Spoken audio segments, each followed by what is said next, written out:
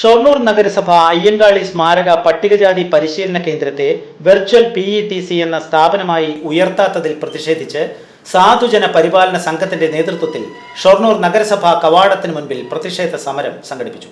ഷൊർണൂർ നഗരസഭ അയ്യങ്കാളി സ്മാരക പട്ടികജാതി പരിശീലന കേന്ദ്രത്തിൽ വെർച്വൽ PETC എന്ന സ്ഥാപനമായി ഉയർത്തുവാൻ പ്രപ്പോസൽ പാലക്കാട് ജില്ലാ പട്ടികജാതി വികസന വകുപ്പ് ഡയറക്ടറേറ്റിലേക്ക് 2023 നവംബർ 23 കത്തായി സമർപ്പിച്ചിരുന്നു.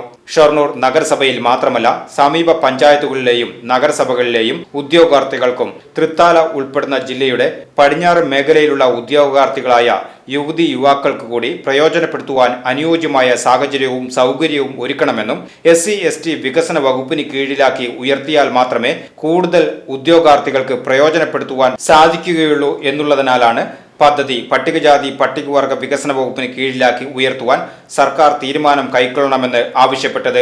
2024 ഓഗസ്റ്റ് 19 ഷൊർണൂർ നഗരസഭയിൽ ജനറൽ സൂപ്രണ്ട് മുഖേന കേരള പട്ടികജാതി പട്ടികവർഗ വികസന വകുപ്പ് മന്ത്രി മുമ്പാകെ നൽകുന്നതിനായി ഉദ്യോഗാർത്ഥികൾ ഒപ്പിട്ട് നൽകിയ നിവേദനത്തിന് മറുപടി നൽകാത്തതിലും ഈ കേന്ദ്രം പട്ടികജാതി വികസന വകുപ്പിന് കീഴിലാക്കി ഉയർത്താത്തതിലും പ്രതിഷേധിച്ചാണ് പരാതിക്കാരൻ കൂടിയായ K. പരമേശ്വരന്റെ നേതൃത്വത്തിൽ ഷൊർണൂർ നഗരസഭാ കവാടത്തിന് മുന്നിൽ പ്രതിഷേധ സമരം സംഘടിപ്പിച്ചത്.